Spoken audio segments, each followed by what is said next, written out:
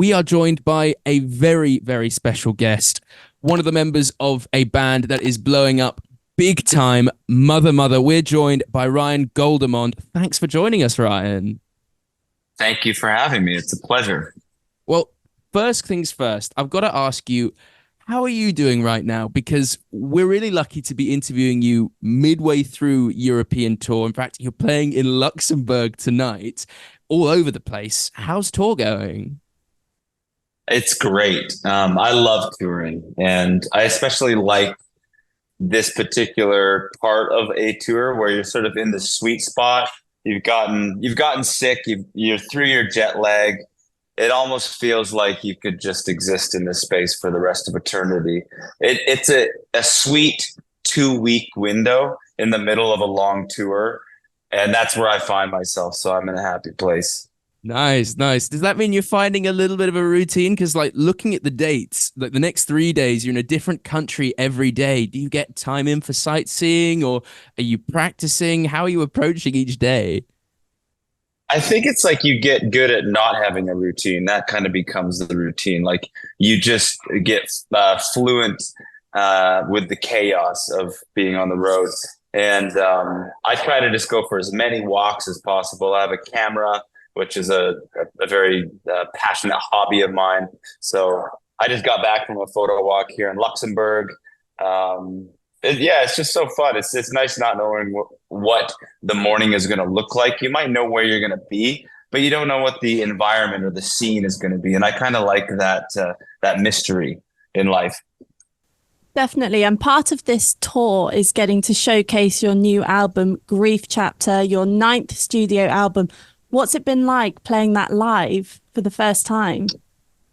It's been great. Yeah, we sort of selected 4 or 5 songs from the new album and wove them together with all the rest of the songs. And yeah, they fit right in. No odd ducks. It's just one big happy family. That's so cool. And I suppose because it's just been in the studio for so long, like, are you having to play the songs like slightly differently, or is it just a completely different experience playing them live? Yeah, I mean, there's a motto. It's like just make it great, and it doesn't matter if it's very different from the studio.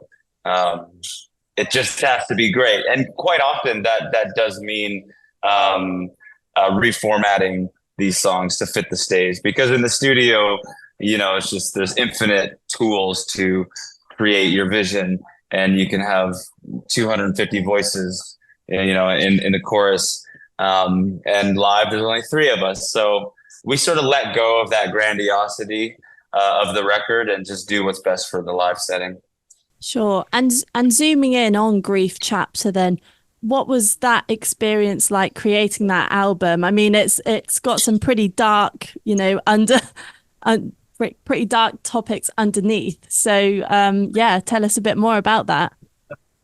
Yeah, I feel like it has dark topics on the surface, but underneath, it's a lot of positivity. Like, we're talking about death and grief and mortality, but under the surface of those themes is the impetus to live, is the encouragement to kind of wake up to the miraculous nature of life. So it's using death as that incentivizer as opposed to, a morose, inevitable thing that we all, are going to have to go through. So I really enjoyed writing about it personally. I think the more you think about death, the closer you get to life. Like the more, you just wake up to this thing that we're all doing here. So yeah, it was a positive experience. Well, I think you allude to it a little bit there with saying about like the choruses of 250 voices potentially, but like you're dealing with such complex topics and saying there about grief and what that leads to, what kind of emotions you do end up dueling with there. And I feel like that's reflected so much in how sonically different every track is on the album, not even just every track individually just seems to have so much going on. There's such an incredible soundscape there. Like how do you even approach that from a writing point of view? Like, do you all come in with ideas? Is it a process that changes over time? Like, how do you approach that? I guess I'm kind of like the de facto mastermind of like how the sonic vision is set forth. I spend a lot of time in my own little studio making pretty elaborate demos.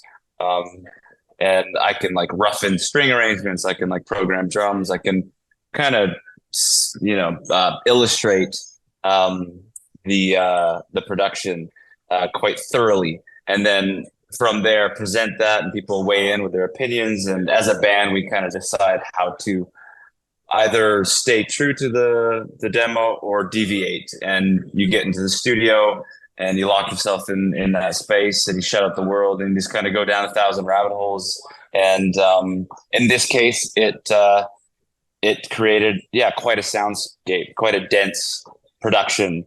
And it's not always like that, but in this case, it was, for whatever reason. Maybe because we had so much time. We were in the studio for like 100 days. Which is pretty luxurious, which is, something we'd never done before. We kept on saying it was kind of like our pet sounds, which is, a very creative, wild album by the Beach Boys. And we just wanted to give ourselves the opportunity to make a record where we just left no stone unturned and we allowed ourselves to be self-indulgent. And it was fun and it was hard and tedious, but at the end of it all, we're really happy with how it turned out. Yeah, and I think, I mean, please tell me if I'm wrong, but I get quite like a juxtaposition with a couple of the songs, particularly where the melodies are actually really cheerful, but then there's quite the lyrics behind it are kind of like this, this reality of life that we are living. Like I think of Days particularly for that. Was that a conscious thing when you were writing? That seems to just be innate to Mother, just that dichotomy between happy and sad.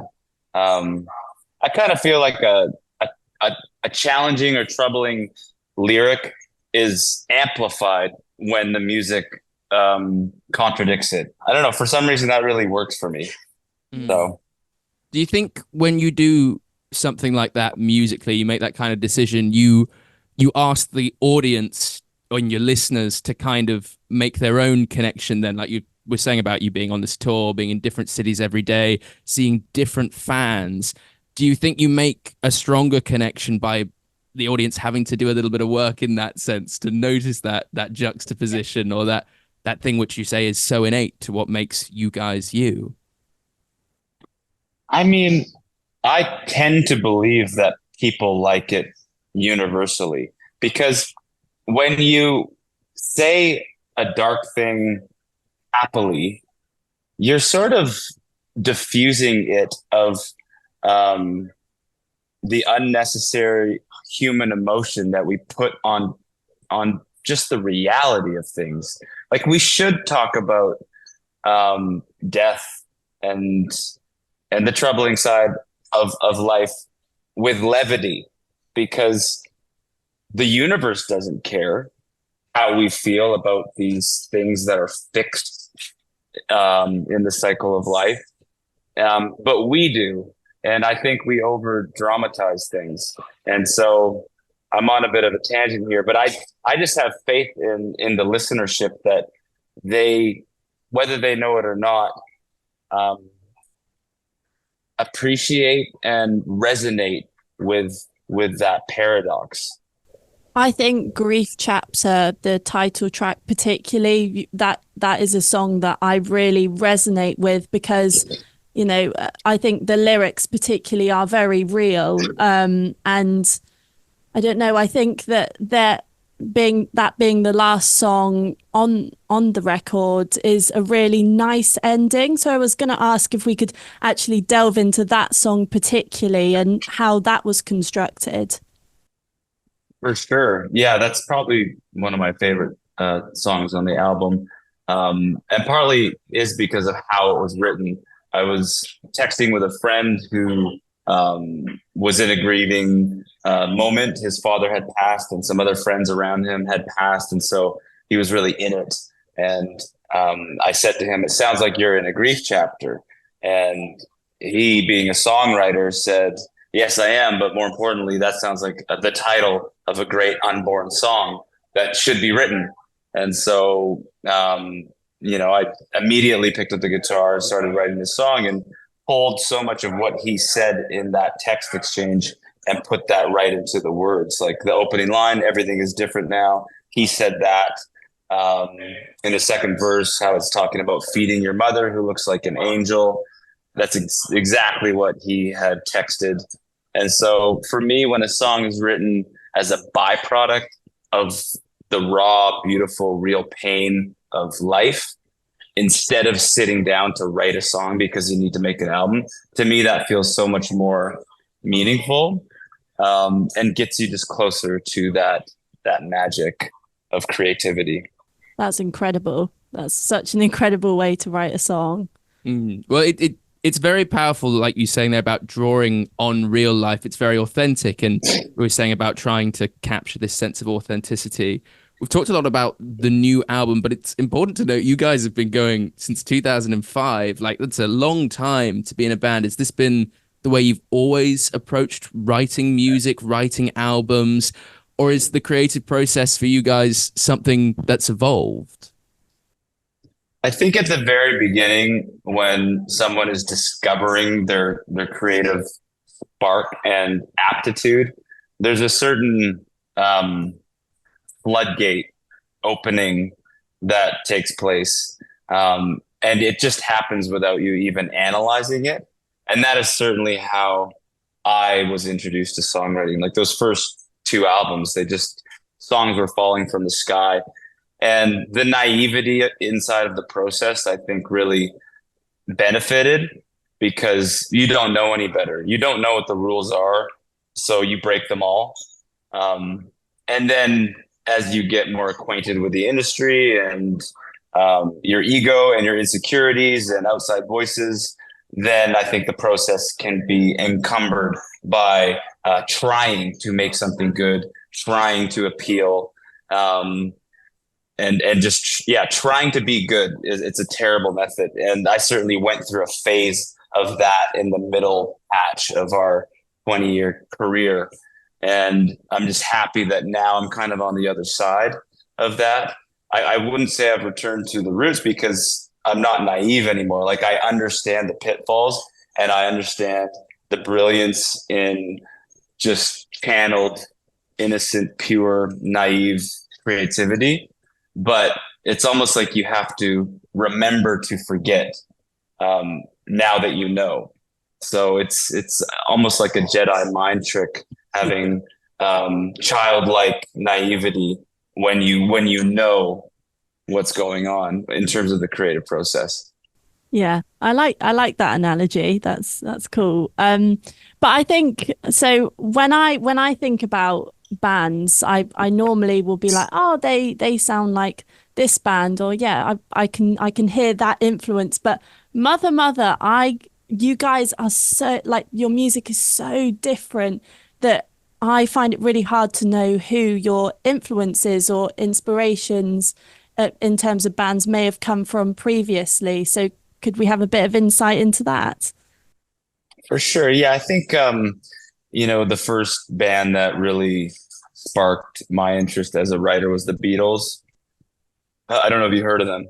Yeah, we've heard a of great them. band out of Liverpool. I mean, it's all been said. Just the innovation, the cleverness, they can make a small, short song feel so elaborate and complex, so catchy. And then the Pixies were really big.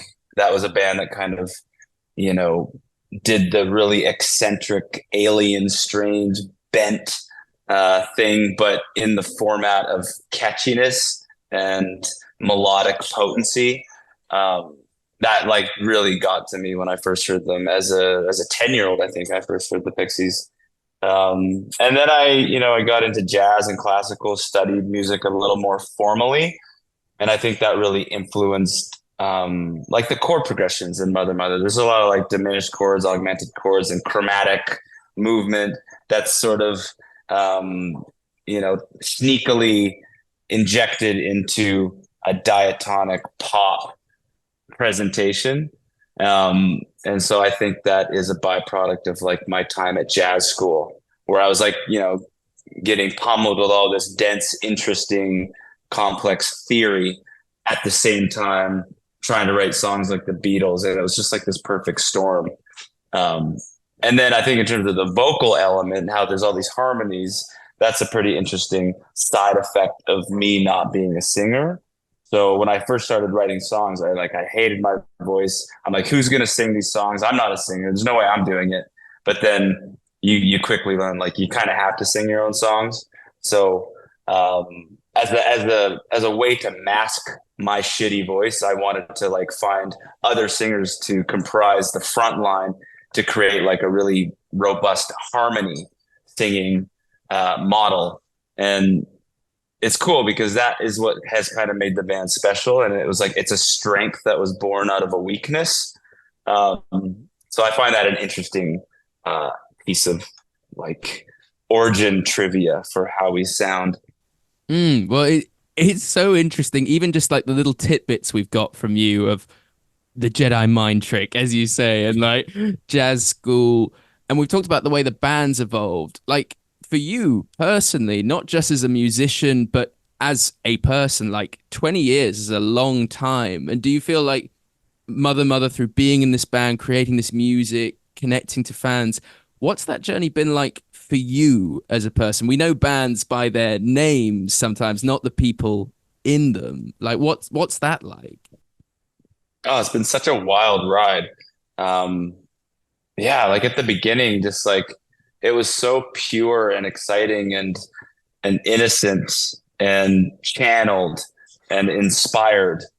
And then we got closer to the machine of the music industry.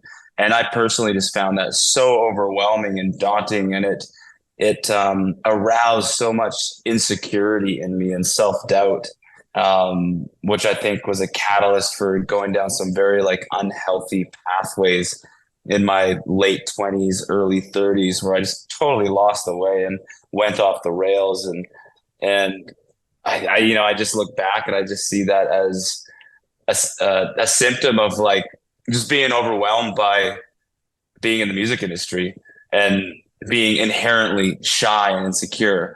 But I kind of weathered that storm, and now I'm on the other side.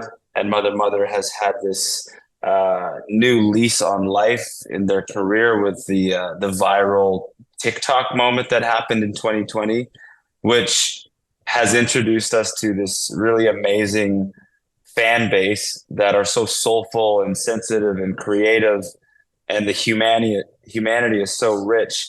And having all that other stuff behind us and now being in this moment where it's like we're just celebrating being kind and being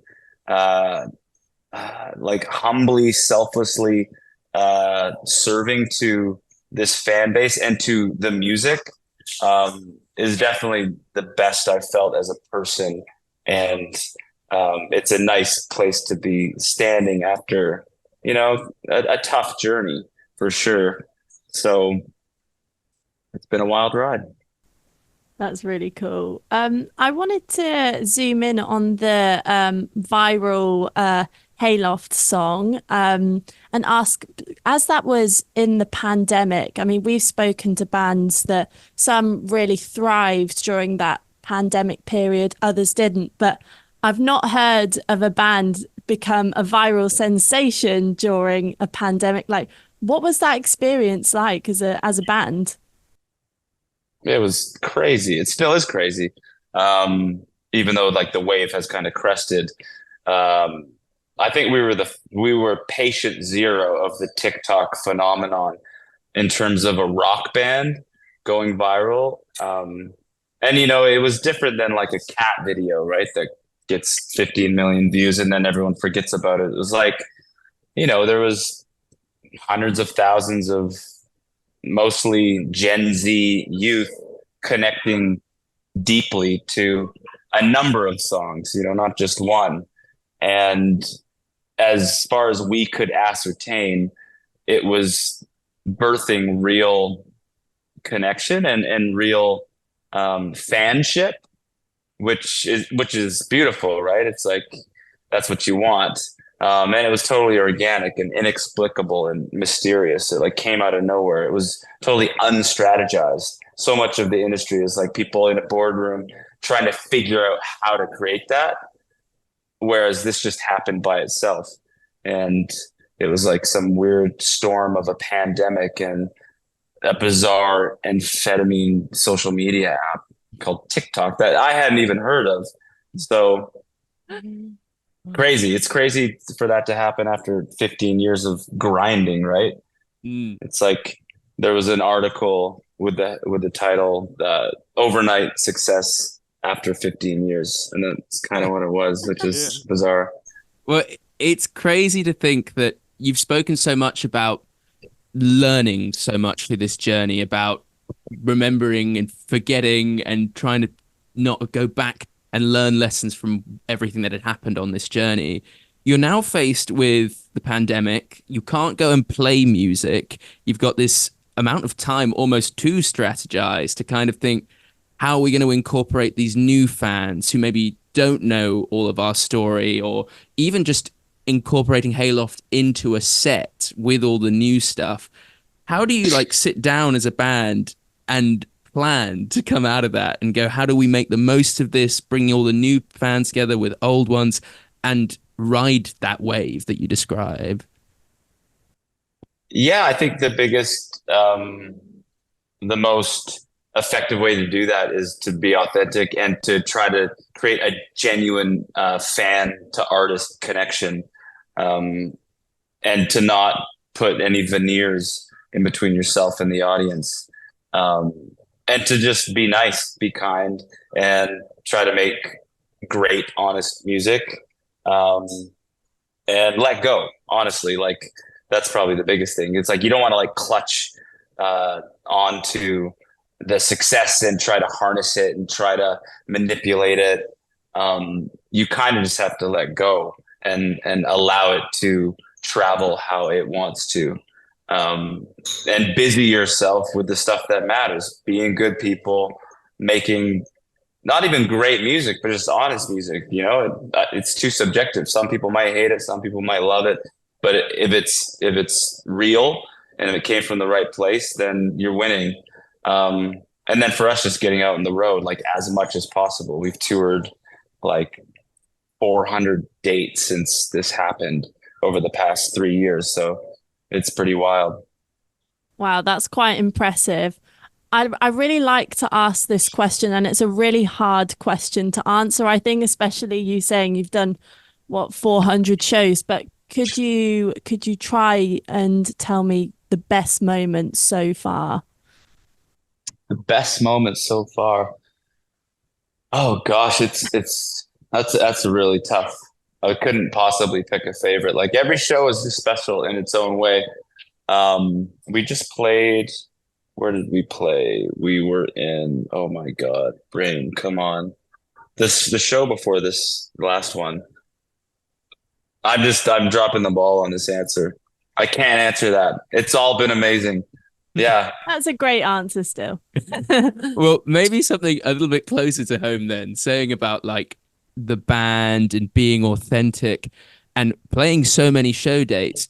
You're in a band with your sister. What's that like? Like, if I was in a band with my sister, I think that we'd probably drive each other a little bit insane. But like, particularly with some of the journeys that you've gone on with this band, maybe even just personally, has it been a real comfort, or has it just been like, this just works? This was always going to happen. Well, it was never going to happen. Like, or never, no one ever thought that anything like this would happen. Like when we were kids, it's not like me and Molly were inseparably playing music and the aunts and the uncles were like, oh yeah, they're going to grow up to be in a band. Like when we did form the band and we told our parents, like they thought it was really weird. You know, it was like, did not see that coming. It was almost embarrassing to present that to the people that knew us because it didn't make any sense. So yeah, it's been an interesting collaboration, and like today we're so good. Like, and I mean, like in this current space of time, me and Molly are just like so tight and such a support network for each other. And it wouldn't be that way if we hadn't had a really complex and trying and tumultuous journey over the past 20 years. But you know, you earn your love, you earn your respect, and you earn your trust. And yeah, we've earned it.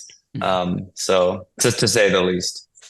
That's awesome. I just think it speaks volumes that you admit that being in a band with your sister might have ups and downs. Like I think of so many iconic bands where close relationships can cause issues, but it speaks to that authenticity, which I think is really, really clear chatting to you, Ryan, about how important that is to Mother and your sound. I guess looking forward, apart from playing loads of shows all across the world, 9 studio albums. Well, clearly you're going to continue being honest and authentic, but where do you go from here? Like, is it going to be more and more shows, going and playing to more people, writing more? Where do you guys want to go next with Mother? Yeah, I think more of the same. Like it's a pretty simple formula. It's like make the best art that you possibly can, or the truest, however you want to word that, and then share it with as many people. And yeah, we're not really slowing down. Like we have a lot of new music um, in the oven right now, and we're excited to share it. And the recipe is we go to where people want to receive us, and so we hope that is as many places as possible. Um, so yeah, we're pretty simple. We're simpletons, you know. Well, I'm wary of the fact that you guys have got a show tonight, and you probably want to get in the right headspace for that. But I've got one last question for you, which is if somebody is going to a Mother show for the first time tonight, whether it be in Luxembourg, in Germany, any of these European tour dates, and they came away thinking one thing about you guys, about your music, what would you want that one thing to be as they walk out? What would you want to be in their minds? Hmm. I don't know, healthy escape. I think we all just like, you know, are so gripped by the complexities of life and the world. The world is a crazy place to be, and our minds are crazy. Our families, our relationships, our jobs. It all just really challenges us, I think, as people. And escape, I think it's a bad rap, but it's, you know, it can be a beautiful thing if you find healthy portals to vacation from this world and your life and and the troubles. Um, and so, yeah, we would just hope that when people come to a show, it's just a little vacation from the things that trouble them. I love that. I love that. And I think that's the best advert possible to go and listen to Grief Chapter, to discover this soundscape, which I know that Holly and I have both been completely lost in ever since we started listening to it. It's been such a pleasure to chat with you, Ryan. Thank you so much for joining us. Yeah, thank you very much. We're very excited for future music and albums that have beautiful stories to them. It's yeah, I've not heard of many bands like you guys, and it's been an absolute pleasure. So thank you. Oh, thank you so much. You guys are so sweet. I really appreciated your time and the thoughtful questions, and I hope we get to do it again someday. Oh, that would be Absolutely. amazing. Well, good luck tonight. Go and bring the house down and give everyone an amazing escape tonight in Luxembourg. Thank you, Ryan. We will do our best. Thank you. Take care.